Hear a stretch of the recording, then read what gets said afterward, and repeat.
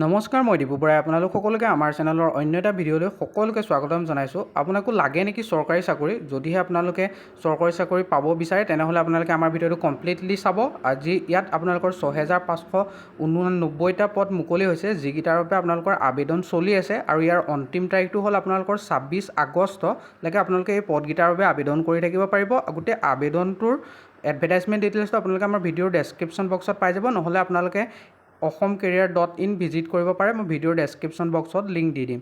আৰু আপোনালোকে যিসকলে আমাৰ চেনেলত প্ৰথমবাৰ আছে তেওঁলোকে আমাৰ চেনেলটো ছাবস্ক্ৰাইব কৰি থৈ যাব, যাতে এনেকুৱা ধৰণৰ জব আপডেট ভিডিঅ'সমূহ আপোনালোকে অতি সহজতে পাই থাকে। আৰু আপোনালোকে আমাৰ হোৱাটছআপ যিটো চেনেল তাতো জইন হৈ লওক, তাত আপডেটখিনি দি থকা যায়।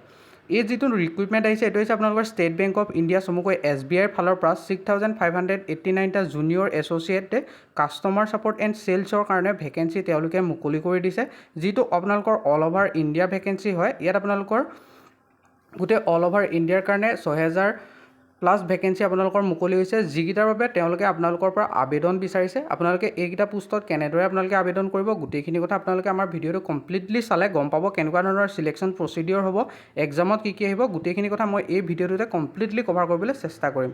আৰু ইয়াত যদি আপোনালোকে চাবলৈ যায় আপোনালোকৰ আমাৰ নৰ্থ ইষ্টাৰ্ণ যিসমূহ ষ্টেট আছে তাত আপোনালোকৰ 3329টা পোষ্ট আছে।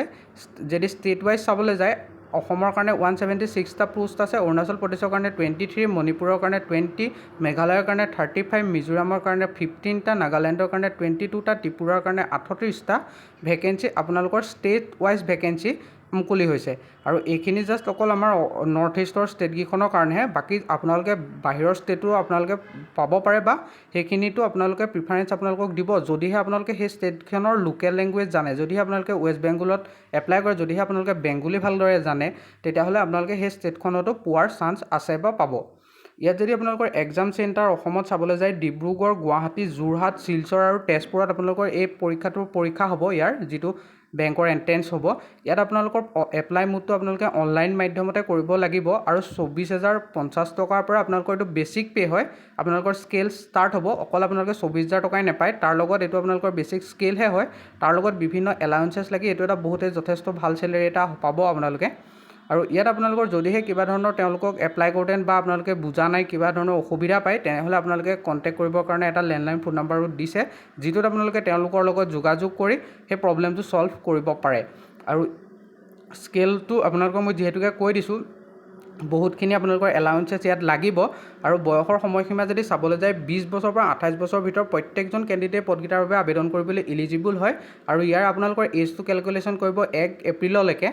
আৰু আপোনালোকৰ যিসকলে 2/4/1997 পৰা আপোনালোকৰ 1/4/2005 ভিতৰত জন্মগ্ৰহণ কৰিছে, গোটেইখিনি এই পদকেইটাৰ বাবে ইলিজিবল হয় আবেদন কৰিবৰ কাৰণে। ST SC সকলে 5 বছৰ এজ ৰিলেক্সেশ্যন, OBC সকলে 3 বছৰ, PWD আনৰিজাৰ্ভ সকলে 10 বছৰ, PWD OBC সকলে 13 বছৰ, PWD ST SC সকলে 15 বছৰ আপোনালোকে এজ ৰিলেক্সেশ্যনৰ সুবিধা লাভ কৰিব। আৰু বহুতে আমাক কমেণ্ট কৰি সুধি থাকে দেই, তেওঁলোকে মই 30 হয় এপ্লাই কৰিব পাৰিম নে নোৱাৰিম। আপোনালোকে এইটো চালেই হৈ গ'ল। যদিহে আপোনালোকৰ ডেট অফ বাৰ্থটো যিটো চন দিয়া আছে 1997 পৰা 2005 ভিতৰত হয়, তেনেহ'লেতো পাৰিবই। যদিহে আপোনালোকে পাৰ হৈ গৈছে তেতিয়া আপোনালোকে ST SC প্ৰিফাৰেঞ্চত চালে আপোনালোকে গম পাব।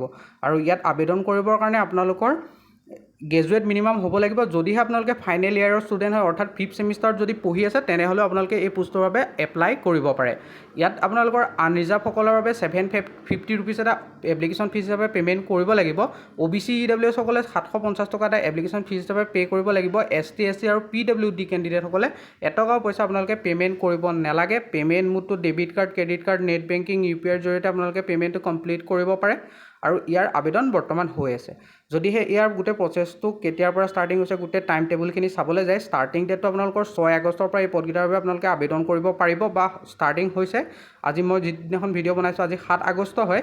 আৰু লাষ্ট ডেট আপোনালোকৰ 26 আগষ্টলৈকে এই পদকেইটাৰ বাবে আপোনালোকে আবেদন কৰি থাকিব পাৰিব।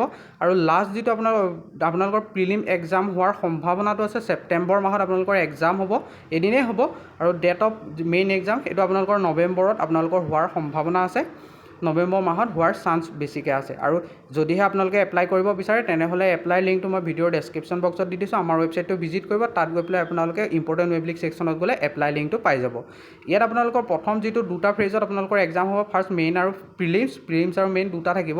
প্ৰিলিমছত আপোনালোকৰ 1 ঘণ্টা সময় থাকিব ইংলিছ লেংগুৱেজৰ ওপৰত 30টা কুৱেশ্যন আহিব মাৰ্কছ থাকিব 30 ডিউৰেশ্যন থাকিব 20 মিনিট সময় নিউমেৰিকেল এবিলিটিৰ ওপৰত 35টা কুৱেশ্যন আহিব মেক্সিমাম মাৰ্ক থাকিব 35 আৰু ডিউৰেশ্যন থাকিব সময় থাকিব আপোনালোকৰ 20 মিনিট আৰু ৰিজনিং এবিলিটিৰ ওপৰত 35টা কুৱেশ্যন থাকিব 35 মাৰ্ক সময় 20 মিনিট টোটেল 100টা কুৱেশ্যন 100 মাৰ্ক 60 মিনিট সময় আপোনালোকক দিয়া যাব আপোনালোকে পেপাৰখন কমপ্লিট কৰিবৰ কাৰণে আৰু ইয়াত আপোনালোকৰ 1/4কে নিগেটিভ মাৰ্কিং থাকিব আপোনালোকৰ নিগেটিভ মাৰ্কিঙৰ বেংকিঙত যিহেতুকে গম পায়ে আপোনালোকে সকলোৱে যে নিগেটিভ মাৰ্কিং থাকিব টোটেল 100 মাৰ্কৰ পৰীক্ষা হ'ব আৰু নিগেটিভ মাৰ্কিং থাকিব যিটো মেইন এক্সাম হ'ব সেইটো যদিহে আপোনালোকে পাছ কৰে তেনেহ'লে আপোনালোকে মেইন এক্সাম দিবলৈ চান্স পাব বা মেইন এক্সাম দিব পাৰিব যিটো জেনেৰেল এণ্ড ফাইনেন্সিয়েল এৱাৰনেছৰ ওপৰত 50টা কুৱেশ্যন আহিব মাৰ্ক থাকিব 50 সময় থাকিব 35 মিনিট জেনেৰেল ইংলিছৰ ওপৰত 40টা কুৱেশ্যন 40 মাৰ্ক 35 মিনিট কোৱান্টিটি এপ্টিটিউডৰ ওপৰত 50টা question 50 minute 50 mark 45 minute reasoning ability and computer এপ্টিটিউডৰ ওপৰত 50 মিনিট আপোনালোকক 50টা কুৱেশ্যন থাকিব 60 মিনিট সময় দিব 45 আপোনালোকৰ 60 মাৰ্ক থাকিব 45 মিনিট সময় দিব টোটেল 190টা কুৱেশ্যন থাকিব 200 মাৰ্কৰ পৰীক্ষা হ'ব 160 মিনিট আপোনালোকে সময় পাব আৰু যদিহে এই দুইটা এক্সামত আপোনালোকে ক্ৰেক কৰে বা প্ৰিলিমছ কৰাৰ পিছত মেইন দি যদি মেইনতো পাছ কৰে তেতিয়াহ'লে আপোনালোকক লোকেল লেংগুৱেজৰ প্ৰিফাৰেঞ্চ মানে লোকেল লেংগুৱেজ জনাটো বাধ্যতামূলক হ'ব লাগিব অৰ্থাৎ যদি আপোনালোকে অসমৰ ষ্টেটৰ কাৰণে অসমত আপোনালোকে এপ্লাই কৰে তেতিয়াহ'লে অসমীয়াটো আমাৰ ষ্টেট লেংগুৱেজ হয় সেই ষ্টেট লেংগুৱেজটো জনা হ'ব লাগিব জনাটো কেনেকৈ তেওঁলোকে প্ৰুভ কৰিব যদিহে আপোনালোকে 10 বা 12লৈকে আছামিজ মিডিয়ামত পঢ়িছে তেনেহ'লে আপোনালোকে এই পদকেইটা আবেদন কৰিবলৈ বা ইয়াৰ বাবে ইলিজিবল হয় আৰু ভিডিঅ'টো যিসকলে আমাৰ কমপ্লিটলি চালে তেওঁলোকক বহুতেই ধন্যবাদ তেওঁলোকে আমাৰ ভিডিঅ'টো লাইক এটা কৰক আৰু চেনেলটো ছাবস্ক্ৰাইব কৰি থৈ যাওক যাতে এনেকুৱা ধৰণৰ জব ৰিলেটেড আপডেট ভিডিঅ'সমূহ আপোনালোকে অতি সহজে আমাৰ চেনেলৰ জৰিয়তে পাই যায় আৰু ভিডিঅ'ৰ ডেছক্ৰিপশ্যন বক্সত আমাৰ হোৱাটছআপ চেনেল আৰু ৱেবছাইটৰ লিংক আছে আপোনালোকে সেইখিনিত গৈ ভিজিট কৰিব পাৰে আজিলৈ ইমানেই ভিডিঅ'টোত আৰু আকৌ লগ পাম অন্য এটা ভিডিঅ'ত ধন্যবাদ